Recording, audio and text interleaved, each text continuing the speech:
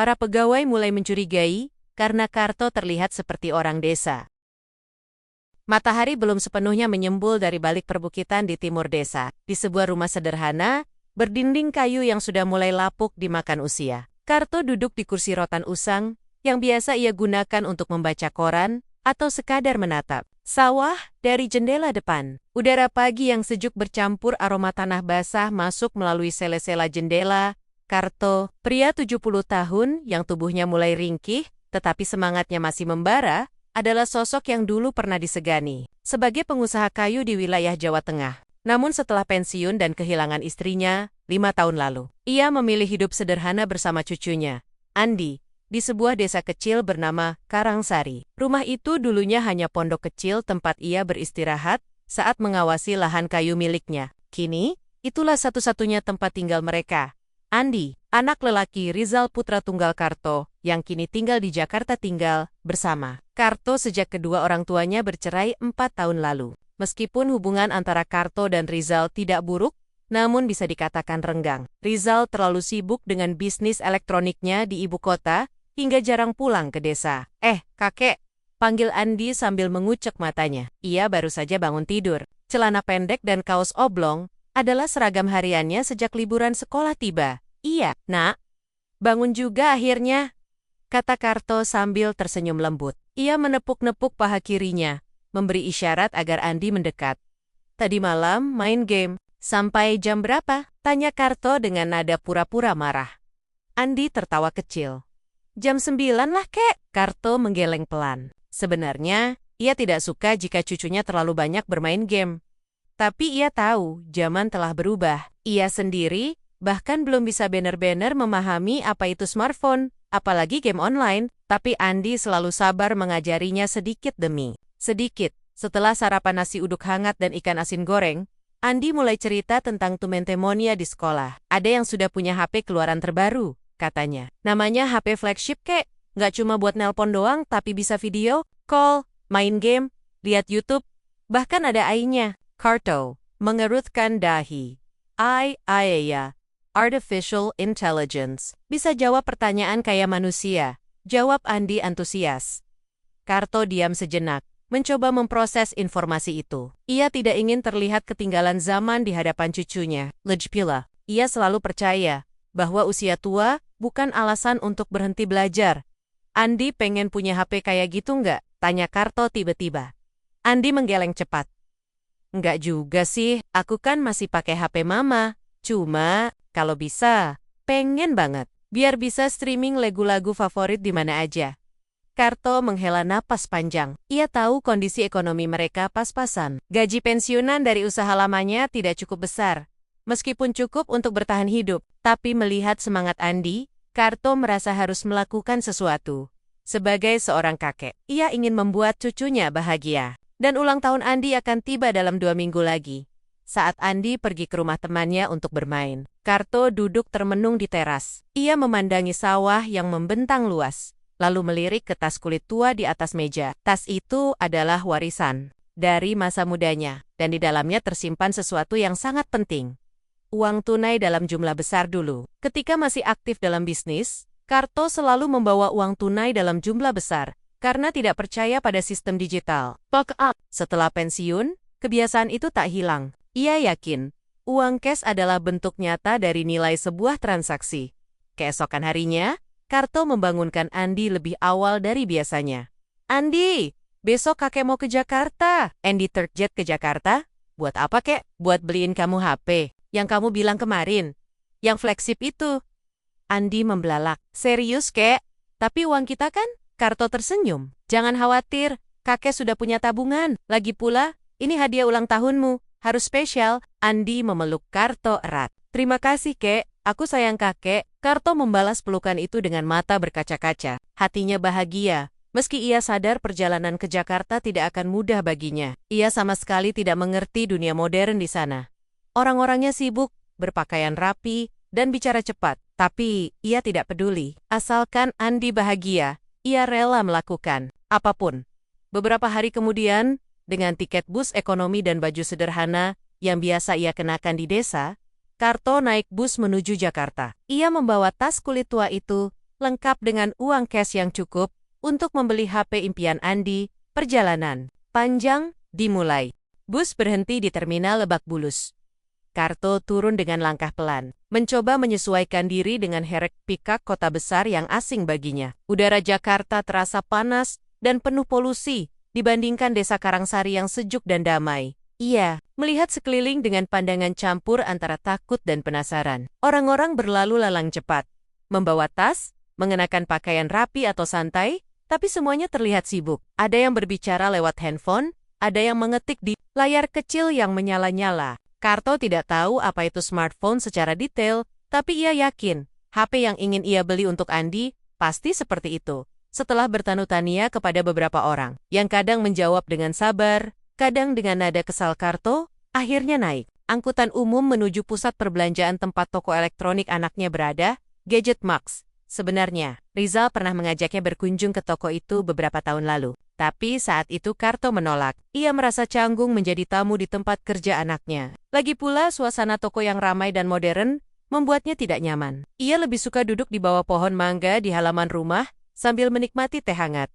Namun, kali ini, ia datang bukan sebagai ayah dari pemilik toko. Ia datang sebagai seorang kakek yang ingin memenuhi impian cucunya. Dan ia ingin melakukan ini sendiri. Saat tiba di depan Gadget Max, Karto memandangi bangunan 2 lantai itu dengan tatapan kagum. Di atas pintu masuk terpampang logo besar berwarna hitam dan biru dengan tulisan GADGET Max yang bersinar redup meskipun masih siang. Di dalam, terlihat deretan HP dan aksesori elektronik tertata rapi di etalase kaca. Beberapa orang tampak sedang mencoba produk, didampingi oleh pegawai yang berpakaian rapi dan tersenyum ramah.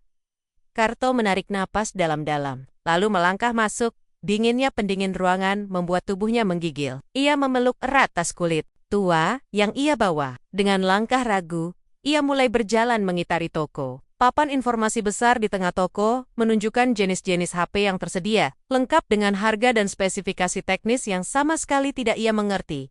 HP flagship, begitu tulisan di salah satu poster. Di bawahnya, foto sebuah ponsel dengan layar bening dan kamera banyak. Itu pasti HP yang cocok untuk Andi, pikir Karto. Ia mendekati meja pameran dan melihat-lihat beberapa model. Semuanya terlihat sama bagi matanya. Tetapi setiap HP memiliki label harga yang berbeda-beda. Yang paling mahal adalah yang ditampilkan di pojok kanan atas. Tanpa sadar, Karto menyentuh layar HP tersebut. Dingin, licin, terasa aneh di tangannya yang kasar karena bekas pekerja keras. "Maaf, Pak, HP itu belum boleh disentuh langsung," kata seorang pegawai muda yang tiba-tiba muncul di hadapannya. Ia mengenakan seragam biru dengan nama Bowo di dada kirinya. Karto buru-buru menarik tangannya. "Oh, maaf nak." Bowo memandang Karto dengan tatapan dingin. "Anda lihat saja dari jauh. Kalau mau coba, bisa minta izin dulu." Karto mengangguk sopan. Iya, saya mau beli HP ini. Boleh?" Bowo terkejut sejenak, lalu menatap Karto dari atas sampai bawah. Pandangan itu membuat Karto gelisah. Ia tahu penampilannya sangat kontras dengan pengunjung lain di toko ini. Baju lusuh, sandal jepit, rambut putih berantakan, dan tas kulit usang yang ia bawa. "HP ini harganya 14 juta rupiah, Pak. Anda punya uang?" tanya Bowo dengan nada sinis. Karto mengangguk mantap. "Ada. Saya bawa cash." Mendengar itu, Bowo ia memandang Karto dengan tatapan curiga. Lalu, ia berbisik pada rekan kerjanya yang berdiri di dekat meja kasir. Seorang wanita muda bernama Nina. "Lihat tuh Om, orang desa kayak gini ngaku mau beli HP mahal. Bawa cash segala." Nina menoleh, lalu ikut menatap Karto dengan tatapan rendah hati. "Aduh, kayaknya niatnya bukan beli ya. Kayaknya mau copet." Karto mendengar bisikan mereka, tapi pura-pura tidak mendengar. Ia tidak ingin ribut. Ia hanya ingin menyelesaikan tugasnya dengan tenang. "Kalau boleh tanya, Pak, dari mana Anda dapat uang sebanyak itu?" tanya Bowo tanpa sopan. Karto menegakkan badan, tabungan. "Saya dulu pengusaha." "Pengusaha apaan?" tanya Nina dengan senyum mengejek. "Kayu. Sampai sekarang pun masih punya lahan," jawab Karto tenang. Bowo dan Nina saling pandang. Mereka tidak percaya. "Ayo Pak, kalau emang beneran mau beli, kita ke kasir," kata Bowo sambil menunjuk arah meja kasir. Karto mengikutinya dengan langkah pelan.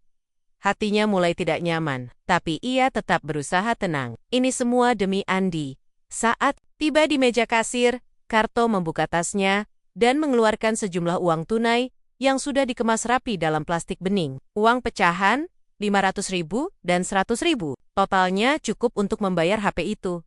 Saya bayar cash, katanya sambil menaruh uang di atas meja. Reaksi pertama yang muncul adalah diam. Lalu, hahaha. Nina tertawa keras. Ini lucu banget. Orang tua begini ngaku mau beli HP mahal. Bawa uang cash. Bowo ikut tertawa, meski agak ragu-ragu. Jangan-jangan uang palsu ya? Karto menjerat karet alisnya. Uang ini asli. Saya ambil dari tabungan sendiri. Tapi mereka tidak peduli. Nina bahkan mengambil ponselnya dan merekam. Karto sambil tertawa. Coba lihat. Ini ada kakek-kakek mau beli HP flagship bawa uang cash. Lucu. Ya. Karto merasa malu. Matanya mulai berkaca-kaca. Ia ingin protes, tapi lidahnya keluh. Ia tidak pernah biasa dengan situasi seperti ini. Di desanya, orang-orang saling hormat. Bahkan pada orang tua. Satu-satunya pegawai yang tidak ikut. Menertawakan adalah seorang gadis muda berjilbab bernama Sinta. Ia baru bekerja di Gadget Max selama seminggu. Melihat perlakuan Bowo dan Nina terhadap Karto, ia merasa tidak enak. Sudahlah, nenek-nenek, panggil Sinta sambil mendekat. Jangan, Dyer Camricom. Kasihan. Nina menatapnya kesal. Lo sok baik? Ya, lo juga baru kemarin masuk. Cengen, sok moralis. Sinta tidak menjawab. Ia hanya melihat Karto dengan tatapan simpati. Pak, kalau memang Bapak serius mau beli HP ini, biar saya bantu prosesnya. Karto menatap Sinta dengan harapan. Betul nak, terima kasih. Namun sebelum Sinta sempat mengambil HP itu, Bowo sudah lebih dulu menekan tombol intercom dan memanggil satpam. Ada pencuri mas, ngaku-ngaku mau beli HP, bawa uang cash banyak, curiga. Karto terperanjat. Saya bukan pencuri, saya mau beli HP ini. Satpam. Dua pria tegap berpakaian loreng mendekat, lalu menatap Karto dengan tatapan waspada. Bapak diminta ikut kami sebentar, kata satpam senior. Karto mundur perlahan. Saya cuma mau beli HP. Sinta mencoba membela. Dia serius mau beli mas. Dia bawa uang. Tapi uangnya banyak mbak. Belum tentu asli potong satpam. Karto mulai panik. Ia tidak ingin berurusan dengan polisi. Ia hanya ingin pulang dengan HP untuk Andi. Saya pulang saja, gumamnya lirih. Ia memasukkan uangnya ke dalam tas. Lalu berjalan keluar toko dengan langkah gontai. Sinta menatapnya dengan iba. Bowo dan Nina masih tersenyum sinis. Satpam membiarkannya pergi. Karto keluar dari Gadget Max dengan kepala tertunduk. Di luar, matahari bersinar terik. Namun hati Karto terasa dingin. Ia tidak tahu bahwa hari ini adalah awal dari sesuatu yang lebih besar. Karto keluar dari Gadget Max dengan langkah gontai. Udara Jakarta yang panas dan penuh polusi terasa semakin menyengat di kulitnya. Ia merapatkan baju lusuhnya, seolah-olah bisa melindungi dirinya dari rasa malu dan hina yang baru saja ia alami. Dalam hati, ia bertanya-tanya, apakah penampilanku benar-benar membuatku tampak seperti pencuri? Aku hanya ingin membahagiakan cucuku. Ia duduk di bangku taman kecil di depan pusat perbelanjaan, jauh dari keramaian toko elektronik. Tangannya gemetar saat mengeluarkan sapu tangan untuk mengelap keringat yang bukan hanya disebabkan oleh cuaca, tetapi juga tekanan batin yang menumpuk.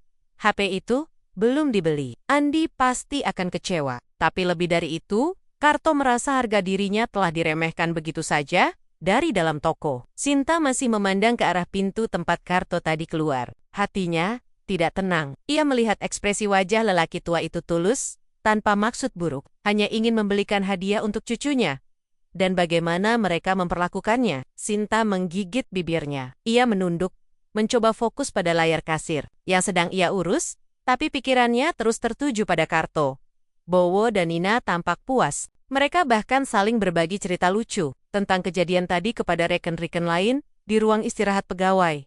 Bayangin aja, ada kakek-kakek ngaku pengusaha, mau beli HP flagship, bawa uang cash banyak, kata Bowo sambil tertawa. Nina ikut tertawa. Aku sempat rekam dia. Lucu banget, bisa viral nih kalau aku upload. Sinta mendengar percakapan itu dari balik tirai gantungan seragam. Ia tidak bisa diam begitu saja. Aku heran kalian bisa ketawa, dia kan cuma mau beli HP. Apa salahnya? Katanya tiba-tiba. Suaranya rendah namun tegas. Bowo tersenyum sinis. Lo emang belum lihat penampilannya? Kayak orang kesurupan mau beli HP mahal.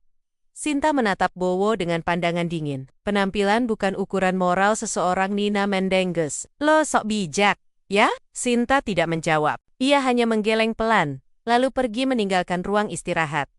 Di luar, Karto masih duduk termenung. Seorang pemuda lewat sambil melihat ke arahnya. Kek, cari jalan pulang? Tanya pemuda itu ramah. Karto menggeleng. Belum. Masih. Mikir-mikir, pemuda itu tersenyum. Di sini gerah ya, cepet banget keringetan. Karto tersenyum kecil. Iya, beda sama desa. Desa, dari mana kek? Karangsari, di Jawa Tengah. Oh, jauh-jauh datang ke sini. Buat apa? Karto menelan ludah. Malu rasanya menceritakan ulang kejadian tadi. Tapi pemuda itu terlihat baik. Aku mau beliin HP buat cucuku. Ulang tahunnya tinggal 2 minggu lagi. Cuma, pemuda itu mengernyit. Cuma kenapa, kek? Karto menarik napas panjang. Tadi pas mau bayar, mereka ngira aku pencuri. Ngata-ngatain. Bahkan ada yang merekam aku. Katanya kayak lucu-lucuan. Wajah pemuda itu langsung berubah. Matanya bersinar marah. Serius, kek? Itu toko mana? Gadget Max ini, pemuda itu menoleh ke arah toko. Mereka macam-macam ya. Lo nggak salah masuk toko, kok. Lo panyawong? Lo punya hak beli barang? Kok malah ditertawain? Karto menggeleng. Aku cuma pengen Andi senang. Dia bilang, HP itu impian dia. Pemuda itu menghela napas. Lalu ia tersenyum. Begini, kek. Kalau lo masih mau coba beli HP itu, biar saya bantu. Karto menatapnya. Tak percaya. Bener? Iya, saya biasa belanja di situ. Kenal beberapa pegawai. Biar saya ajak lo masuk lagi. Tapi kali ini, kita pastikan mereka tahu kalau lo beneran mau beli HP. Bukan main-main. Karto ragu. Tapi tadi mereka sudah, kali ini, beda saya, dumping. Nanti kalau mereka macam-macam, saya bisa tegakkan. Karto akhirnya mengangguk. Kalau kamu beneran mau bantu, terima kasih banyak, nak. Pemuda itu tersenyum. Namaku Fajar. Ayo, kek, kita coba lagi. Beberapa menit kemudian, Karto dan Fajar kembali masuk ke Gadget Max. Kali ini, Karto tidak sendirian. Ia merasa lebih percaya diri karena didampingi. Fajar yang tampak tegas dan paham teknologi, Fajar langsung mendekati meja pameran HP flagship yang tadi Karto incar. Masih ada HP X9 Pro ya? Tanyanya pada petugas. Petugas yang melayani kali. Ini adalah seorang wanita bernama Lila. Ia belum tahu soal kejadian tadi pagi. Ada, Mas. Ada diskon juga sampai akhir bulan. Fajar menoleh ke Karto. Ini HP yang tadi Bapak mau beli, kek? Karto mengangguk mantap. Iya, ini yang cocok buat Andi. Lila menatap Karto dengan tatapan biasa. Tidak curiga, tidak mengejek, hanya profesional. Silakan, Pak. Bisa dicoba dulu kalau mau. Karto tersenyum kecil. Terima kasih, nak. Ia mencoba HP itu, layarnya besar dan licin. Tapi kali ini, ia tidak merasa asing. Ia hanya ingin sepat-sepat membayarnya dan pulang. Saya bayar cash, katanya sambil membuka tasnya. Namun saat itu juga, Bowo dan Nina muncul dari arah rak headphone. Melihat Karto kembali, mata mereka langsung menyipit. Loh, ini si kakek pencuri lagi, ejek Nina. Fajar langsung maju. Apaan sih lu? Dia bukan pencuri, dia mau beli HP. Bowo tersenyum sinis. Lah, udah tadi kita tolak. Sekarang ngotot lagi. Karto menatap mereka. Saya bawa uang. Saya serius mau beli HP ini. Lila Mel. Suasana mulai memanas. Kalau memang serius, silakan proses pembayaran. Tidak usah ribut. Bowo tidak terima. Jangan-jangan uangnya hasil copetan juga. Fajar hampir saja naik pitam. Tapi Karto menahannya. Sudah, nak. Aku nggak mau ribut. Ia memasukkan kembali uangnya ke dalam tas. Aku pulang saja. Tapi, kek, Fajar tidak rela. Karto menggeleng. Aku capek, terima kasih sudah bantu aku. Karto berjalan keluar toko, kali ini dengan langkah lebih lambat dari sebelumnya. Rasa letih bercampur kekecewaan menyelimuti tubuhnya. Di luar, langit Jakarta mulai mendung. Namun Karto tidak peduli. Yang ia pikirkan hanyalah Andi. Bagaimana jika HP itu tidak berhasil ia beli? Bagaimana jika Andi kecewa? Ia duduk di bangku yang sama. Menatap uang yang ia bawa. Uang itu masih utuh, asli miliknya. Dan ia masih punya waktu. 2 minggu sebelum ulang tahun Andi. Karto masih duduk di bangku taman depan pusat perbelanjaan. Tas kulitnya tergeletak di pangkuan. Matanya menatap kosong ke arah jalanan yang ramai. Langkah kaki orang-orang berlalu lalang, seperti riuh bisik yang tidak ia mengerti. Hatinya penuh dengan rasa malu dan hina, ia memikirkan Andi cucunya yang begitu antusias menceritakan HP impian itu. Ia membayangkan ekspresi wajah Andi. Jika hadiah ulang tahunnya gagal, ia belikan karena penampilannya saja dinilai rendah oleh orang lain. Apakah aku benar-benar sudah tidak pantas dilayani baik? Gumamnya pelan, nyaris tak terdengar. Di dalam toko Gadget Max, suasana mulai panas. Bowo dan Nina masih menyebarkan cerita tentang kakek pencuri kepada rekan-rekan kerja mereka. Pepper, pegawai tertawa, beberapa hanya tersenyum kaku, sementara Sinta semakin geram melihat sikap mereka. Setelah Fajar dan Karto keluar, Bowo langsung mendekati meja kasir. "Ayo, kita laporin dia ke manajemen," ujarnya pada Nina. Nina menyipitkan. "Metanya, laporin buat apa? Dia kan udah pergi." Bowo tersenyum sinis. "Siapa tahu dia balik lagi bawa teman-temonnya buat copet barang kita. Lebih baik antisipasi sekarang." Tanpa menunggu persetujuan siapapun, Bowo langsung menuju ruang manajer. Lantai 2, di sanalah bos mereka, Pak Adi, bekerja. Pak Adi adalah seorang pria parubaya yang tegas dan disiplin. Ia bertanggung jawab atas seluruh operasional toko dan menjaga citra Gadget Max. Sebagai salah satu toko elektronik ternama di Jakarta, Pak, ada sesuatu yang harus Bapak tahu, kata Bowo setelah masuk ke ruangan tersebut. Pak Adi mendongak dari laptopnya.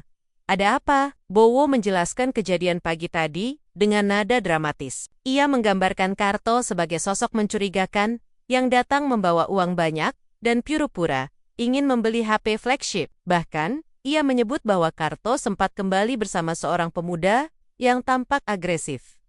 "Jadi, kami khawatir ini bisa jadi modus operandi baru. Mungkin mereka akan coba ambil HP secara paksa atau bahkan merusak toko," tutup Bowo. Pak Adi mendengarkan dengan serius. Setelah Bowo selesai, ia mengetik sesuatu di komputer, lalu berkata, "Saya akan laporkan ke manajemen pusat. Kami juga akan cek CCTV untuk pastikan kebenaran cerita ini." Di luar, Karto masih termenung. Fajar akhirnya pamit pulang karena pekerjaannya menanti. Ia meninggalkan nomor teleponnya untuk Karto. Jika suatu saat butuh bantuan, Karto memandangi kartu nama sederhana yang diberikan Fajar. Ia tersenyum kecil. Ada orang baik di tengah kota besar ini. Sayang sekali hari ini ia tidak menemui banyak seperti Fajar. Tiba-tiba, sebuah bayangan hitam menghalangi pandangannya. Seorang satpam tinggi besar berdiri di hadapannya. "Pak, Anda dimohon ke dalam," katanya tanpa ekspresi. Karto terkejut. "Kenapa, Mas? Silakan ikuti saya. Manajemen mau bicara." Karto menelan ludah. Jantungnya berdebar keras. Ia tidak tahu apakah ini kesempatan kedua baginya atau justru masalah baru. Dengan langkah ragu-ragu, ia berdiri dan mengikuti satpam itu masuk kembali ke Gadget Max di dalam toko. Suasana mulai tegang. Sinta sedang membersihkan etalase ketika melihat Karto kembali dibawa masuk oleh satpam. Ia langsung mendekat. "Ada apa, Mas Satpam?" tanyanya. Satpam itu tidak menjawab. Ia hanya membimbing Karto menuju ruang belakang, tempat biasanya rapat internal digelar. Beberapa pegawai melihat ke arah Karto dengan tatapan campur aduk. Ada yang penasaran, ada yang jeli, ada juga yang merasa tidak enak. Sinta memutuskan untuk mencari tahu lebih lanjut. Ia mendekati Lila, salah satu pegawai senior yang netral dalam masalah ini. "Lila, kenapa Karto dipanggil manajemen?" Lila menggeleng. "Entahlah, tapi sepertinya karena laporan Bowo dan Nina, mereka bilang dia mencurigakan."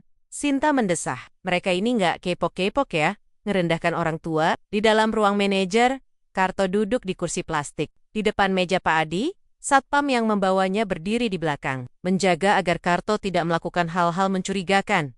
"Pak, saya minta Anda jujur. Siapa nama Anda?" tanya Pak Adi. "Karto," jawab Karto tenang. "Usia? 70 tahun. Dari mana?" "Karangsari, Jawa Tengah." Pak Adi mencatat sesuatu di kertasnya. "Anda datang ke sini untuk apa?" Karto menegakkan badan. "Saya ingin membeli HP flagship X9 Pro untuk hadiah ulang tahun cucuku." Pak Adi menatapnya tajam. "Dan Anda membawa uang cash sebanyak itu?" Karto mengeluarkan plastik berisi uang dari dalam tasnya. "Ini tabungan saya. Saya dulu pengusaha kayu. Uang ini hasil jeripaya sendiri. Pak Adi mengambil plastik. Itu. Lalu memeriksanya dengan teliti. Ia kemudian mengambil alat deteksi uang palsu dan menyorotkannya ke lemboren-lemboren uang itu. Hasilnya? Semua asli. Pak Adi diam sejenak. Lalu ia menatap Karto dengan tatapan berbeda. Anda benar-benar ingin membeli HP ini? Karto mengangguk mantap. Ya, ini untuk cucuku. Saya tidak berniat macam-macam. Pak Adi menghela napas. Kalau begitu, mengapa Anda tidak langsung menghubungi pemilik toko saja? Bukankah Anda... Karto mengerutkan dahi. Maksud Bapak, Pak. Adi menatapnya dalam-dalam. Anda ini ayah dari Rizal, pemilik Gadget Max. Benar bukan? Karto terdiam. Matanya membesar. Lalu, perlahan, ia tersenyum. Benar. Saya memang ayah Rizal. Tapi saya tidak ingin anak saya tahu kalau saya datang ke tokonya. Saya ingin lihat bagaimana para pegawainya melayani pelanggan biasa. Pak Adi menatapnya. Denggen, satpam di belakang Karto juga terperanjat. Sejenak ruangan itu sunyi. Lalu Pak Adi berdiri, lalu membungkukkan badan hormat. Maafkan kami Pak Karto, kami tidak tahu. Karto tersenyum lembut. Tidak apa-apa, itulah tujuan saya datang. Untuk melihat, bukan untuk marah. Pak Adi buru-buru membuka pintu ruangan dan memanggil seseorang.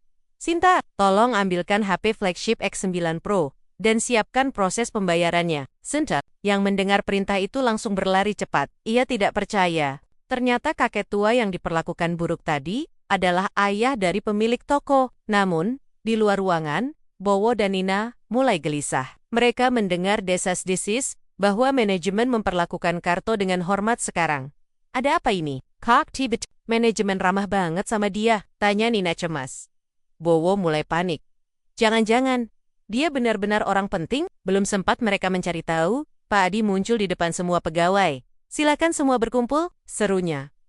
Para pegawai berdatangan. Sinta sudah berdiri di depan, dengan HP X9 Pro dalam genggamannya. Pak Adi menepuk pundak Karto. Ini adalah Bapak Karto, ayah dari pemilik toko kita, Pak Rizal. Beliau datang hari ini bukan sebagai tamu biasa, tapi sebagai evaluator pribadi. Untuk pelayanan toko kita, semua pegawai terdiam. Mata mereka membulat. Bahkan Bowo dan Nina mulai gemetar.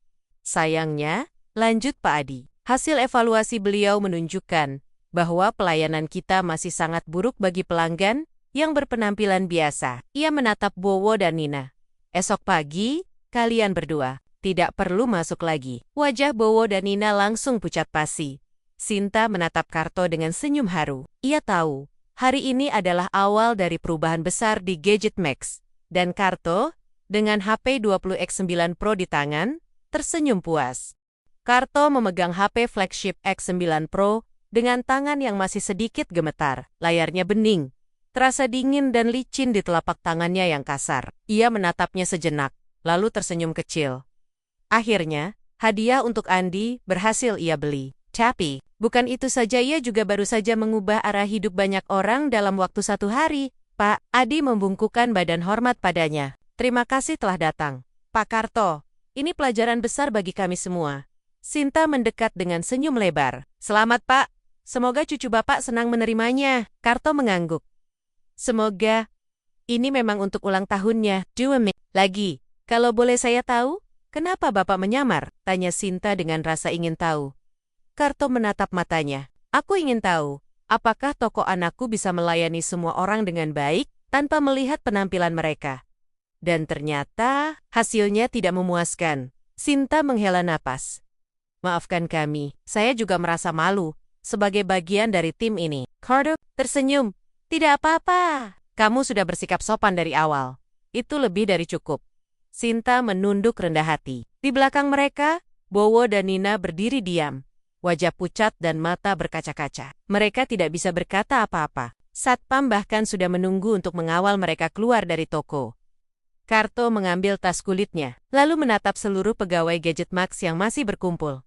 Aku tidak kemari untuk marahi kalian, katanya dengan suara tenang namun tegas. Aku datang untuk ingatkan bahwa setiap orang, entah tua atau muda, kaya atau miskin, layak diperlakukan dengan hormat. Ia menatap satu persatu wajah mereka. Jadikan ini pelajaran. Jangan pernah menilai seseorang hanya dari penampilan. Luar, Pak Adi memberi aba-aba. pegawai mulai membubarkan diri. Beberapa langsung kembali bekerja. Tapi suasana toko jelas berbeda dari pagi tadi. Ada semacam rasa malu, tapi juga tekad untuk berubah. Setelah proses pembayaran selesai dan HP disimpan rapi dalam kotak aslinya, Karto pamit pulang. Ia menolak tawaran mobil antar dari toko. Ia ingin naik bus seperti biasa, lebih jujur, katanya sambil tersenyum. Sebelum keluar, Sinta mendekatinya. Pak Karto, kalau boleh saya tanya, apakah Anda akan bilang ke Pak Rizal soal ini? Karto menggeleng. Belum tentu, aku ingin lihat dulu, apakah perubahan ini bertahan atau hanya sementara? Sinta mengangguk. Kalau begitu, izinkan saya jaga toko ini dengan baik. Ya, saya janji akan jadi contoh yang baik untuk rekan-rekan kerja. Karto tersenyum hangat. Aku percaya padamu, Nak. Mereka berjabat tangan. Sinta membungkukkan badan, lalu mengantarkannya sampai keluar toko. Karto melangkah keluar dengan langkah lebih ringan dari sebelumnya. Jeep, HP untuk Andi dibungkus rapi dalam kantong plastik hitam berlogo Gadget Max. Langit Jakarta mulai gelap karena mendung, namun hati Karto terasa cerah. Namun, belum sempat ia memesan tiket bus, sebuah panggilan masuk ke ponsel lamanya. Itu adalah nomor rumah sakit. Assalamualaikum Pak Karto, ini dari Rumah Sakit Karangsari. Kami ingin informasikan bahwa kondisi Andi mulai memburuk. Ia demam tinggi sejak tadi pagi. Bisa segera pulang, Pak? Karto langsung panik. Apa? Demam tinggi? Apa dokter sudah memeriksanya? Iya, Pak. Dokter menyimpulkan, itu gejala DBD, harus segera dirawat intensif. Karto menelan ludah. Tangannya gemetar. Andi, HP di tangannya terasa sangat berat sekarang. Tanpa pikir panjang, Karto memesan taksi online menuju stasiun bus. Hatinya cemas. Ia harus cepat pulang ke desa. Di tengah perjalanan, ia terus membalas pesan dari perawat rumah sakit. Setiap kata membuat dadanya semakin sesak. Jika aku tidak segera sampai, bagaimana jika Andi butuh suntikan darurat? Bagaimana jika Karto menutup matanya? Ia mencoba tenang. Ia yakin Andi kuat, tapi sebagai kakek, ia tidak bisa diam begitu saja. Sot Ekernia, tiba di desa Karangsari, Karto langsung bergegas ke rumah sakit kecil di pinggir kota. Suara mesin infus berbunyi pelan saat ia memasuki ruang rawat inap Andi. Andi terbaring lemah di atas ranjang putih. Wajahnya pucat, keringat dingin mengalir di dahinya. Karto mendekat perlahan, lalu memegang tangan Andi. Kochik pulang, bisiknya. Andi membuka matanya sedikit. Senyum kecil muncul di bibirnya. Kakek Karto tersenyum haru. Ya, Nak, kakek di sini. Tenang saja, kakek nggak akan kemana-mana. Perawat menjelaskan kondisi Andi. Masih kritis tetapi stable. Butuh istirahat total dan pengawasan ketat. Karto menghela napas lega. Ia menatap HP X9 Pro yang masih ada di dalam kantong plastik. Ia berharap bisa langsung memberikannya pada Andi. Tapi situasi tidak memungkinkan. Nanti kamu sembuh dulu, baru kakek kasih hadiah itu, gumamnya pelan. Malam itu, Karto duduk di bangku depan ruang perawatan. Matanya tak bisa terpejam, pikirannya melayang-layang. Apa artinya semua ini? Apakah ini hukuman karena aku terlalu fokus pada material? Atau ini cara Tuhan mengingatkanku bahwa yang penting bukan HP itu, tapi diri Andi sendiri? Karto menatap bulan yang bersinar redup di langit. Hatinya penuh doa. Ya Allah, jagalah Andi, biarkan dia sembuh. Kalau memang HP ini belum waktunya diterima, biarlah. Yang penting, dia sehat lagi. Udara malam semakin dingin, tapi Karto tidak peduli. Yang penting, Andi masih bernapas, dan ia akan selalu ada di sampingnya. Malam itu, di ruang perawatan rumah sakit kecil Karangsari, Karto duduk termenung. Matanya tak lepas dari wajah Andi yang pucat dan tertidur lelah. Mesin infus berbunyi pelan, mengiringi alunan napas si anak yang tersengal-sengal. Karto memandangi HP flagship X9 Pro yang ia bawa pulang. Masih utuh dalam kemasannya. Ia menyentuh kotaknya dengan lembut, lalu menarik napas panjang. Maafkan kakek, Nak, bisiknya. HP ini belum bisa kakek kasih sekarang. Sejak tiba di desa kemarin, ia belum sempat memberi kabar kepada Rizal, anaknya. Namun malam ini, ponsel lamanya berdering. Nomor asing muncul di layar. Karto ragu-ragu, tapi akhirnya mengangkatnya. Halo, ujarnya dengan suara serak. Pak Karto, ini saya, Pak Adi dari Gadget Max. Karto langsung tegak. Oh, iya Pak Adi. Ada apa? Suara di seberang terdengar agak gugup. Begini Pak, kami baru saja mendapat kabar dari Pak Rizal bahwa beliau ingin bertemu Bapak besok pagi. Dia sudah tahu kalau Bapak datang ke tokonya beberapa hari lalu. Karto terkejut.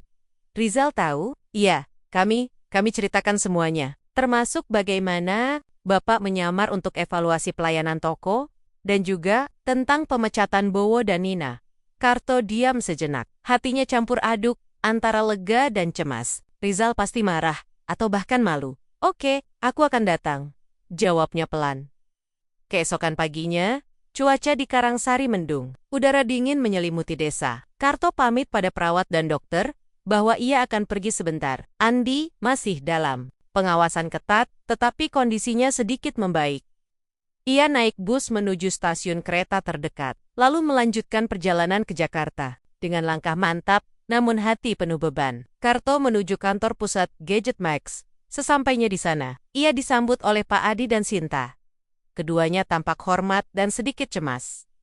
Bapak Rizal sudah menunggu di lantai 2, kata Pak Adi. Karto mengangguk, lalu naik lift ke lantai 2. Tangannya gemetar, entah karena usia atau rasa khawatir. Saat pintu lift terbuka, ia melihat Rizal duduk di ruang tunggu depan ruang manajer. Wajahnya tidak bisa ditebak tidak marah, tapi juga tidak senang. Kamu datang, kata Rizal tanpa menoleh. Karto menghela napas. Iya. Rizal akhirnya berdiri dan menatap ayahnya. Pandangan itu membuat Karto merasa seperti anak kecil yang baru saja melakukan kesalahan besar. Kenapa kamu tidak bilang kalau kamu mau ke toko itu? Tanya Rizal dengan nada rendah. Karto menjawab tenang. Aku ingin lihat sendiri. Bagaimana pegawaimu melayani orang biasa? Tanpa ambel-embel, ayah pemilik toko Rizal mendenggis. Jadi kamu sengaja menyamar? Iya, aku ingin tahu apakah kamu bisa bangun bisnis dengan etika yang baik. Rizal menatap ayahnya dengan tatapan sulit ditebak. Lalu, tanpa diduga, ia membungkukkan badan. Maafkan saya, Pak, saya merasa gagal sebagai putra dan sebagai pengusaha. Karto terkejut. Ia tidak menyangka Rizal akan meminta maaf begitu. Aku hanya, Rizal melanjutkan. Suaranya mulai bergetar. Sibuk dengan bisnis, Jurang Pulong. Tidak tahu kalau Anda pernah datang ke toko saya. Bahkan, sampai ada pegawai yang berani menertawakan Anda. Karto menepuk bahunya. Tidak apa-apa nak, ini bukan soal kamu gagal. Ini soal kita semua harus belajar lagi. Rizal mengangguk pelan. Beberapa saat kemudian, mereka masuk ke ruang rapat bersama Pak Adi dan Sinta. Di sanalah Karto menceritakan. Semuanya mulai dari niat awalnya membelikan HP untuk Andi, perlakuan buruk yang ia alami, hingga kejadian malam itu di rumah sakit. Rizal mendengarkan dengan kepala tertunduk. Jadi, Andi sakit? Tanyanya perlahan. Iya, DBD, harus dirawat. Itu sebabnya aku pulang cepat. Rizal menelan ludah. Aku nggak tahu, selama ini aku fokus sama bisnis, tapi lupa sama keluarga. Karto tersenyum lembut. Sekarang, kamu masih punya waktu untuk kembali. Sinta yang mendengarkan percakapan itu, ikut merasakan getaran emosi yang kuat. Ia berkata, Pak Rizal, kami semua di toko juga sudah mulai berubah. Setelah kejadian itu, kami lebih selektif dalam melayani pelanggan, tidak lagi melihat penampilan luar. Rizal mengangguk. Terima kasih Mbak Sinta, kamu pantas jadi teladan bagi kami semua. Sinta tersipu. Saya hanya melakukan yang seharusnya dilakukan semua orang. Setelah rapat selesai, Rizal mengajak Karto ke sebuah kafe kecil di dekat kantornya. Mereka duduk berhadapan, minuman hangat di atas meja. Ayah, kenapa kamu tidak pernah cerita kalau kamu sakit? Tanya Rizal tiba-tiba. Karto mengerutkan dahi. Aku sakit? Iya. Beberapa bulan lalu, Mama Widya teman ibu meneleponku. Katanya, kamu pernah sesak napas dan dibawa ke puskesmas, tapi kamu suruh dia tidak bilang-bilang ke siapapun. Ia tidak menyangka informasi itu sampai ke Rizal. Aku tidak mau kamu khawatir, jawabnya pelan. Rizal menatapnya sedih. Ayah, aku tahu kita jarang bertemu, tapi aku tetap ingin tahu kondisi ayah. Jangan sembunyikan hal-hal penting begitu. Karto tersenyum kecil. Maafkan ayah cuma tidak ingin jadi beban. Rizal menggeleng. Ayah bukan beban, ayah adalah fondasi hidupku. Karto menatap mata anaknya. Ia melihat penyesalan, kerinduan, dan keinginan untuk memperbaiki hubungan yang renggang selama ini. Kalau begitu, ayo, kita mulai dari sekarang. Katanya pelan. Rizal mengangguk. Iya ayah, kita mulai dari sekarang. Di tengah obrolan mereka, ponsel Karto berdering. Nomor rumah sakit muncul. Karto langsung mengangkatnya. Assalamualaikum, Pak Karto. Ini dari Rumah Sakit Karangsari. Alhamdulillah, kondisi Andi sudah stabil. Demamnya turun, dokter bilang bisa pulang besok siang. Wajah Karto langsung bersinar. Aye, menatap Rizal dengan senyum lebar. Andi sembuh, gumamnya. Rizal ikut tersenyum. Alhamdulillah, malam itu, Karto pulang ke desa dengan hati yang ringan. Rencana ulang tahun Andi bisa dilanjutkan. HP itu mungkin belum diberikan, tapi setidaknya Andi sudah pulih, dan yang lebih penting, hubungan antara ayah dan anak mulai pulih juga. Karto duduk di kursi rotan usang yang biasa ia gunakan di teras rumah. Udara pagi Karangsari masih segar, dipadu aroma sawah dan tanah basah. Burung-burung berkicau riang dari balik pepohonan rindang di sekitar rumahnya. Di atas meja kayu lapuk, HP flagship X9 Pro berada dalam kotak asli, belum dibuka. Ia memandangi benda itu lama, bukan karena ragu akan harganya, atau takut tidak cocok untuk Andi, tapi karena ia ingin yakin bahwa hadiah ini bukan sekadar benda material, semata ia ingin memberikan makna di baliknya. Beberapa hari setelah pulang dari Jakarta, Karto kabar bahwa Rizal akan datang ke desa. Ini adalah kunjungan pertama anaknya selama lebih dari setahun. Biasanya hanya lewat telepon atau video call singkat. Tapi kali ini, Rizal bilang akan membawa sesuatu penting. Bukan cuma untuk Andi, tapi juga untuk ayah, katanya di telepon. Karto tersenyum mendengarnya. Hatinya hangat, mungkin inilah awal perubahan yang ia harapkan selama ini. Sore itu, mobil hitam berhenti di depan rumah sederhana Karto. Pintu belakang terbuka, dan Rizal turun dengan langkah mantap, namun agak gugup. Ia mengenakan kemeja putih dan celana jeans pakaian yang lebih santai dari biasanya. Assalamualaikum ayah, sapanya saat memasuki halaman rumah. Karto langsung menyambut dengan senyum. Waalaikumsalam, sudah lama kamu nggak kesini. Rizal mencium tangan ayahnya, lalu memeluknya erat. Maafin saya ayah, saya janji. Mulai sekarang, saya akan lebih sering pulang. Karto menepuk punggungnya pelan. Ayah senang dengarnya. Andy, yang baru saja pulih dari demamnya, ikut keluar. Matanya bersinar melihat pamannya datang. Paman, serunya bahagia. Rizal tertawa, lalu jongkok dan memeluk Andi. Si jagoanku, bagaimana? Sudah sehat? Andi mengangguk cepat. Sudah, Paman, kakek bawain HP bagus. Karto dan Rizal saling pandang. Keduanya tahu apa yang sedang dibicarakan. Setelah makan malam sederhana bersama, Rizal akhirnya membuka topik yang lebih serius. Ayah, bisakah kita bicara berdua? Karto mengangguk. Mereka duduk di teras, sementara Andi sudah tertidur di dalam. Jadi, tentang insiden di toko beberapa waktu lalu. Kata Rizal perlahan. Saya merasa sangat malu, betul-betul gagal sebagai pemilik toko dan sebagai putra. Karto menatap matanya. Kenapa kamu merasa begitu? Karena saya tidak tahu kalau ayah pernah datang ke toko saya. Saya bahkan tidak tahu kalau pegawai-pegawai itu bisa bersikap seperti itu pada orang tua, apalagi pada ayah sendiri. Karto tersenyum. Tidak apa-apa nak, justru itu tujuan saya datang diam-diam. Saya ingin tahu, apakah toko Anda bisa melayani semua orang dengan baik, tanpa melihat penampilan mereka? Rizal menunduk. Hasilnya, buruk. Iya, jawab Karto jujur. Tapi buruk bukan berarti gagal total. Masih ada kesempatan untuk perbaikan. Rizal menghela napas. Saya sudah pecat Bowo dan Nina. Sinta naik jabatan jadi kepala cabang. Dan saya ubah sistem pelatihan pegawai. Semua harus ikut pelatihan. Etika pelayanan pelanggan minimal 1 bulan sebelum boleh layani pembeli. Karto mengangguk puas. Bagus. Itu langkah awal yang tepat. Rizal menatap ayahnya. Tapi ayah, saya juga ingin tahu satu hal. Kenapa ayah mau repot-repot menyamar? Kenapa tidak langsung datang dan kasih masukan? Karto tersenyum. Karena jika ayah datang sebagai ayah pemilik toko, maka respon mereka pasti akan berbeda. Saya ingin lihat wajah asli Gadget Max. Saya ingin tahu, apakah Anda benar-benar bisa bangun bisnis dengan nilai-nilai yang baik? Rizal termenung. Dan hasilnya, Karto menatap matanya. Belum sempurna, tapi punya potensi besar. Asal Anda tidak lupa dari mana Anda berasal. Rizal mengangguk pelan. Saya akan ingat itu. Beberapa hari kemudian, Rizal pulang ke Jakarta. Namun, ia meninggalkan sesuatu yang membuat Karto terkejut. Sebuah surat. Di dalamnya tertulis, "Surat, kuasa evaluasi internal GadgetMax dengan ini. Saya, Rizal Aditya Pratama, selaku pemilik sah GadgetMax, memberikan kuasa penuh kepada Bapak Karto untuk melakukan evaluasi internal terhadap seluruh cabang GadgetMax di Indonesia. Evaluasi dilakukan secara diam-diam, tanpa pemberitahuan kepada manajer atau staf. Hasil evaluasi akan menjadi dasar bagi perubahan struktur manajemen dan sistem pelatihan pegawai di masa depan." Tanda tangan, Tetidi Rizal Aditya Pratama, pemilik GadgetMax. Karto membaca surat itu berulang-ulang. Lalu ia tersenyum lebar. "Jadi, ayah jadi evaluator tetap," gumamnya sambil tertawa kecil.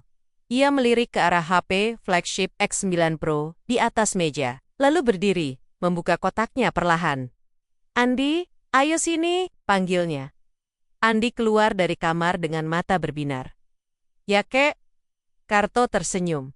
"Ini, hei Dak, ulang tahunmu. Terlambat sedikit, tapi semoga bisa jadi kenang-kenangan yang berharga." Andi membuka kotak itu dengan antusias. Wajahnya bersinar saat melihat HP itu.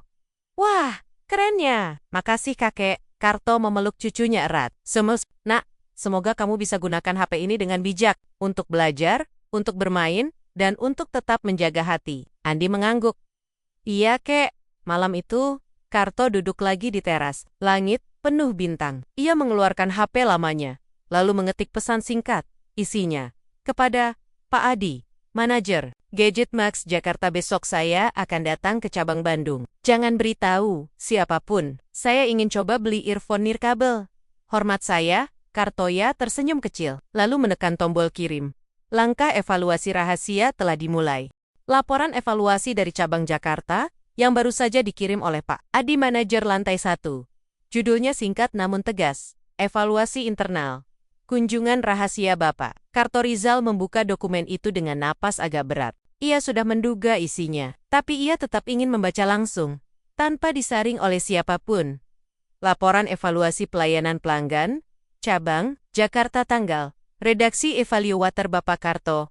Ayah pemilik toko kedatangan Evaluator Bapak Karto. Datang ke toko dalam kondisi penyamaran sebagai pelanggan biasa, mengenakan pakaian sederhana, dan membawa uang cash dalam jumlah besar. Tujuan utama adalah membeli HP flagship X9 Pro untuk hadiah ulang tahun cucunya. Respon awal pegawai. Sebagian besar pegawai awal merespon dengan curiga dan tidak ramah. Beberapa bahkan menertawakan evaluator dan mencurigainya sebagai pencuri. Pegawai berperilaku baik. Satu-satunya pegawai yang menunjukkan sikap sopan dan empati adalah Mbak Sinta. Ia mencoba membantu proses pembelian meskipun menghadapi tekanan dari rekan kerja. Kejadian konflik setelah evaluasi berlangsung selama 2 hari, evaluator sempat dilaporkan ke manajemen atas tuduhan mencurigakan. Namun setelah investigasi lebih lanjut, terungkap bahwa evaluator adalah ayah pemilik toko yang sedang melakukan inspeksi diam-diam. Tindakan manajemen, Bowo dan Nina, diberhentikan karena gagal menunjukkan etika dasar dalam pelayanan pelanggan. Sinta diangkat menjadi kepala cabang baru sebagai apresiasi atas sikap profesional dan empati tinggi yang ia tunjukkan. Seluruh tim diberi pelatihan wajib tentang etika pelayanan pelanggan dan penghargaan pada orang tua atau masyarakat lansia. Rekomendasi tambahan, evaluasi serupa akan dilakukan di semua cabang secara berkala. Evaluasi akan dilakukan secara rahasia untuk memastikan konsistensi kualitas layanan. Rizal menutup dokumen itu perlahan, matanya berkaca-kacak. Ia tidak bisa membayangkan betapa hancurnya hati seorang ayah saat diperlakukan seperti itu di tempat milik anaknya sendiri. Ia mengambil ponsel dan mengetik pesan singkat ke Pak Adi. Pesan terkirim, "Saya setujui semua rekomendasi. Mulai besok, evaluasi tahap kedua dimulai. Ayah akan datang ke cabang Bandung." Setelah mengirim pesan itu, Rizal bangkit dari kursi dan melihat keluar jendela. Kota Jakarta terbentang luas di bawah sana. Gemerlap lampu toko, hotel, dan gedung-gedung tinggi. Di tengah kemewahan itulah, ia sadar nilai-nilai dasar manusia kadang terlupakan. Dan ayahnya datang sebagai pengingat. Beberapa hari kemudian, Rizal pulang ke desa Karangsari lagi. Ini kali kedua dalam waktu kurang dari sebulan. Andi sangat senang. Begitu juga Karto.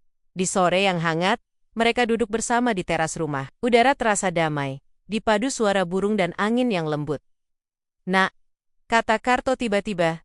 "Saya lihat kamu mulai lebih peka, lebih rendah hati. Apakah ini karena evaluasi saya?" Rizal tersenyum kecil. "Sebagian besar iya, tapi mungkin juga karena usia." Keduanya tertawa ringan. Rizal menatap ayahnya. "Ayah, saya cuma mau bilang, terima kasih. Bukan hanya karena evaluasi itu, tapi karena masih sabar mengajarkan saya arti keluarga dan harga diri." Karto menepuk paha Rizal. "Kamu masih punya banyak hal untuk pelajari, tapi kamu juga sudah mulai baik.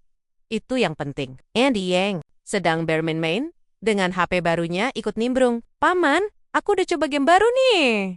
Aku kasih lihat, ya?" Rizal tertawa. "Iya, tapi jangan terlalu lama ya. Mata bisa rusak." Karto melihat interaksi antara anak dan ayah itu dengan hati hangat. Ini adalah momen yang ia rindukan selama bertahun-tahun. Beberapa minggu kemudian, Rizal menggelar rapat besar di kantor pusat Gadget Max. Semua manajer cabang dari seluruh Indonesia hadir, termasuk Sinta yang kini resmi menjadi kepala cabang Jakarta.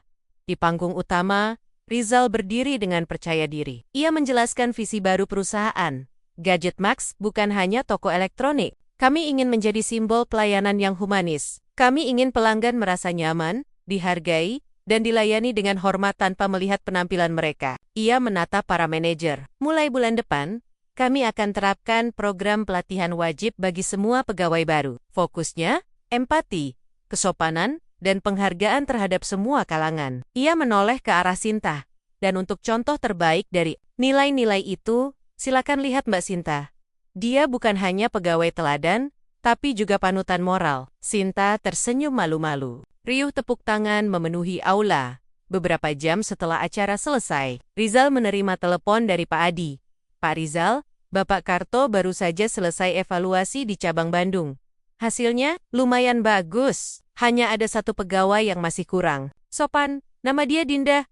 Rizal menghela napas. "Suruh dia ikut pelatihan ulang. Kalau tidak bisa, kita pecat." Pak Adi mengiyakan. Rizal menatap langit-langit kantornya. Hatinya tenang, perlahan tapi pasti. Gadget Max berubah menjadi tempat yang lebih baik. Berubah karena satu evaluasi rahasia dari seorang kakek tua yang tak kenal lelah. Langit pagi di Karangsari cerah. Sinar matahari menyelinap lembut melalui celah pepohonan, menghangatkan udara desa yang biasanya sejuk dan tenang. Burung-burung berkicau riang dari balik dedaunan rindang. Karto duduk di kursi rotan usangnya. Seperti biasa, di atas meja kayu lapuk, HP flagship X9 Pro masih tergeletak dalam kemasannya. Namun kali ini, benda itu bukan hanya sekadar hadiah ulang tahun ia, adalah simbol perjalanan panjang seorang kakek yang ingin menegaskan nilai-nilai hidup kepada anak dan cucunya. Andi sedang bermain di halaman bersama teman-temannya. Setelah sembuh dari demam DBD, ia kembali ceria dan penuh energi. Tapi setiap kali Karto memandang wajahnya, hati si kakek selalu dipenuhi syukur. "Alhamdulillah, kamu sudah pulih," bisiknya pelan. Tiba-tiba, suara mobil memecah keheningan. Karto mendongak. Sebuah mobil hitam berhenti di depan rumah. Pintu belakang terbuka, dan Rizal turun dengan langkah mantap. Ia membawa sebuah koper kecil dan senyum di wajahnya. "Assalamualaikum, Ayah," sapanya sambil mencium tangan Karto. Karto tersenyum lebar. "Waalaikumsalam. Sudah lama kamu nggak kemari." Rizal duduk di sebelah ayahnya. "Saya cuti 2 hari. Mau habiskan waktu sama ayah dan Andi." Karto menatap matanya. "Bagus. Itu yang ayah tunggu." Beberapa jam kemudian, mereka duduk berdua di teras. Andi sedang tertidur lelah di dalam rumah. "Setelah seharian bermain ayah, saya mau bicara serius," kata Rizal. Karto mengangguk. "Silakan, Nak." Rizal menarik napas panjang.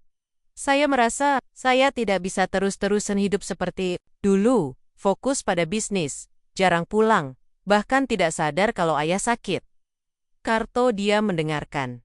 "Saya mulai sadar bahwa kesuksesan bisnis tidak akan berarti tanpa hubungan keluarga yang baik," lanjut Rizal. "Dan semua itu saya sadari karena evaluasi ayah." Karto tersenyum kecil. "Evaluasi itu cuma alat. Yang penting adalah niat untuk berubah." Rizal mengangguk. "Saya sudah putuskan beberapa hal besar di perusahaan. Salah satunya, reorganisasi tim manajemen. Saya butuh orang yang bisa jaga etika, integritas, dan nilai-nilai keluarga. Karto mengerutkan dahi. Lalu, Rizal menatapnya. Saya ingin ayah menjadi penasehat moral Gadget Max. Karto terkejut. Ayah, menjadi penasehat? Iya, bukan dalam hal teknologi atau operasional bisnis, tapi dalam hal manusia, etika, harga diri, penghargaan terhadap sesama. Semia, itu yang ayah ajarkan saat evaluasi itu. Karto termenung sejenak, lalu ia tersenyum. Kalau itu bisa membuat toko kamu lebih baik, tentu saja ayah akan bantu. Rizal tersenyum lega. Terima kasih, ayah. Malam itu, mereka makan malam bersama. Andi sangat senang melihat pamannya datang lagi. Ia menunjukkan game barunya, lagu-lagu favoritnya, hingga cara menggunakan fitur AI di HP X9 Pro. Karto hanya tersenyum melihat cucunya begitu antusias. Meskipun ia belum benar-benar paham teknologi, ia bangga melihat Andi bisa beradaptasi dengan dunia modern. Setelah makan malam, Rizal mengajak Karto keluar rumah. Ada satu hal lagi yang ingin saya berikan, katanya sambil mengeluarkan amplop dari tasnya. Karto menerima amplop itu dengan hati-hati. Ia membukanya perlahan. Isinya adalah surat kuasa perubahan budaya kerja, Gadget Max dengan ini. Saya, Rizal Aditya Pratama, selaku pemilik sah Gadget Max, memberikan kuasa penuh kepada Bapak Karto untuk melakukan inspeksi dadakan di seluruh cabang. Gadget Max. Inspeksi dilakukan secara diam-diam, tanpa pemberitahuan kepada manajer atau staf. Hasil evaluasi akan menjadi dasar bagi perubahan budaya kerja, sistem, pelatihan, dan penilaian kinerja pegawai di masa depan. Tanda tangan, TTD Rizal. Aditya Pratama pemilik Gadget Max. Karto membaca surat itu berulang-ulang. Matanya berkaca-kaca. Jadi, ayah resmi jadi evaluator tetap? Tanyanya sambil tertawa kecil. Rizal tersenyum. Lebih dari itu, ayah jadi hati dari Gadget Max. Karto menepuk bahu anaknya. Kamu ini jadi romantis. Beberapa hari kemudian, Karto menerima kabar dari Pak Adi bahwa evaluasi tahap kedua telah dimulai. Kali ini di cabang Bandung. Sinta ikut mendampingi sebagai kepala cabang baru. Namun, sebelum berangkat, Karto memutuskan untuk memberikan HP flagship X9 Pro kepada Andi. Ia ingin hadiah itu diterima dengan makna yang tepat. Andi, panggilnya. Andi langsung menghampiri. Ya kek, Karto duduk di kursi, HP itu di tangannya. Ini, hadiah ulang tahunmu, terlambat, tapi semoga bisa jadi kenang-kenangan yang baik. Andi menerimanya dengan mata berbinar. Wah, kerennya, makasih banyak kakek. Karto tersenyum, lalu memeluk cucunya erat. Gunakan dengan bijak. Ya, jangan lupa belajar, dan jangan lupa hormat sama orang tua. Andi mengangguk cepat. Iya, kek, aku janji, di malam yang sama, Karto duduk di teras lagi. Langit penuh bintang, udara dingin menyelimuti desa. Ia melihat foto keluarga yang ada di ponsel lamanya foto, ketika Rizal masih kecil. Foto Andi saat pertama kali masuk sekolah. Dan foto dirinya bersama istrinya yang telah tiada. Ia tersenyum. Terima kasih Tuhan, untuk keluarga ini. Untuk kesempatan kedua. Untuk perdamaian yang akhirnya datang. Langit Jakarta cerah pagi itu. Di lantai 2 kantor pusat Gadget Max, Rizal duduk di ruangannya dengan laptop terbuka dan tumpukan dokumen evaluasi dari berbagai cabang. Sejak beberapa bulan lalu, setiap minggu selalu ada laporan baru dari ayahnya Karto yang melakukan inspeksi diam-diam ke toko-toko elektronik miliknya. Tapi kali ini, laporan yang masuk berbeda dari biasanya. Judulnya, Evaluasi Cabang Surabaya, Hasil Luar Biasa. Rizal membacanya dengan senyum tak bisa disembunyikan. Tim di Surabaya tidak hanya melayani pelanggan dengan baik, tetapi juga menunjukkan sikap empati tinggi kepada seorang lelaki tua yang datang membawa uang cash banyak dan ingin membeli HP flagship. Lelaki tua itu adalah Karto.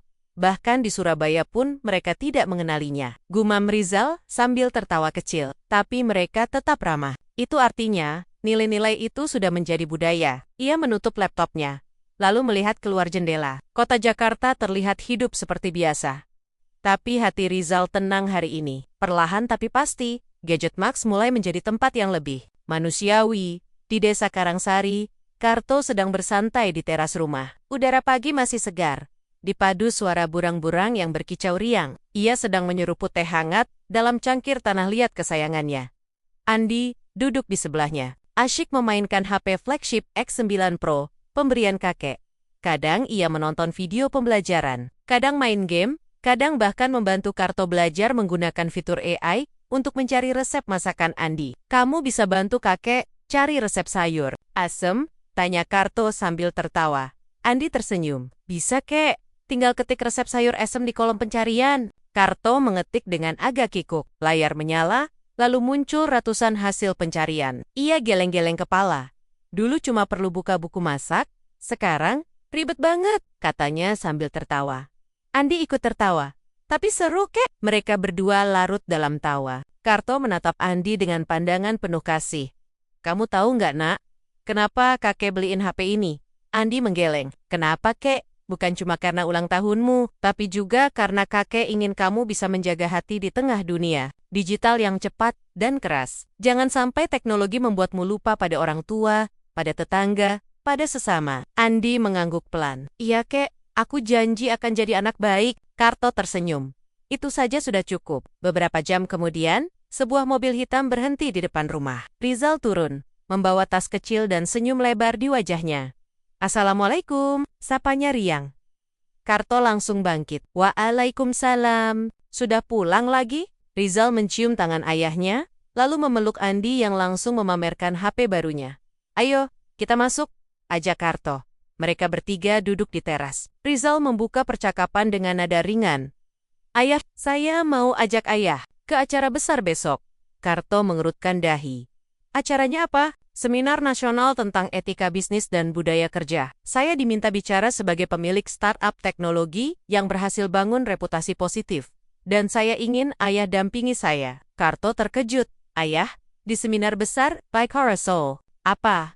Etika, harga diri, penghargaan pada sesama. Nilai-nilai yang ayah ajarkan secara diam-diam selama ini. Karto termenung sejenak, lalu tersenyum. Iya, ayah siap dampingi kamu. Keesokan harinya, di aula besar salah satu universitas ternama di Jakarta, ratusan peserta hadir dalam seminar nasional bisnis etis dan budaya kerja humanis. Di panggung utama, Rizal berdiri di samping mikrofon, sementara Karto duduk di deretan kursi VIP. Saat sesi diskusi panel dimulai, moderator mengundang seorang tokoh inspiratif yang telah memberikan kontribusi besar bagi perubahan budaya kerja di Indonesia, dan tokoh yang kami undang hari ini adalah Bapak Karto, ayah dari pemilik Gadget Max, sekaligus evaluator rahasia yang berperan besar dalam transformasi budaya kerja perusahaan tersebut. Karto terkejut. Ia mendapat tepuk tangan meriah dari seluruh peserta. Ia bangkit, lalu berjalan menuju panggung. Saat ia tiba di depan mikrofon, ia menatap seluruh hadirin dengan tatapan tenang. Saya bukan ahli teknologi. Saya juga bukan pengusaha muda yang hebat. Saya hanyalah seorang kakek tua yang ingin mengingatkan satu hal penting. Ia menarik napas panjang. Bahwa di tengah dunia yang semakin cepat dan kompetitif, kita tidak boleh lupa pada nilai dasar, hormat, empati, dan harga diri. Ruang aula sunyi. Semua mendengarkan dengan khidmat. Karto melanjutkan, teknologi bisa mengubah cara kita bekerja, tapi nilai-nilai itu yang akan menentukan apakah kita layak disebut manusia yang baik. Sesi selesai, ia menerima banyak ucapan terima kasih dari peserta. Bahkan beberapa media lokal dan nasional memintanya untuk diwawancara. Namun Karto tetap rendah hati. Ia hanya tersenyum dan berkata, ini semua bukan tentang saya, ini tentang bagaimana kita semua bisa saling menghargai, meskipun belum saling kenal. Beberapa hari kemudian, Karto kembali ke desa. Namun, kali ini ia membawa kabar gembira dari Rizal. Mulai bulan depan, ayah resmi jadi penasehat moral Gadget Max. Kami juga akan bikin program pelatihan bernama Program Karto, sebagai bentuk apresiasi atas kontribusi ayah. Karto tertawa kecil. Program Karto? Nama biasa kok. Dibesar-besarkan. Rizal tersenyum. Itu simbol penghargaan kami, ayah. Karena dari ayah, kami belajar bahwa teknologi itu penting. Tapi manusia itu lebih penting. Pada malam yang sama, Karto duduk sendirian di teras. Langit penuh bintang. Udara dingin menyelimuti desa. Ia mengeluarkan ponsel lamanya dan membuka aplikasi catatan. Ia menulis, catatan harian. Hari ini dunia berubah. Teknologi maju, orang-orang sibuk, tapi kita tidak boleh lupa pada hal-hal sederhana, hormat, empati, dan kejujuran. Dan jika kita bisa jaga itu, maka kita tidak hanya sukses di mata dunia, tapi juga di hati orang lain. Kartoya menutup aplikasi itu, lalu menatap langit malam. Terima kasih Tuhan, untuk perdamaian, pertemuan, dan warisan yang terus berlanjut.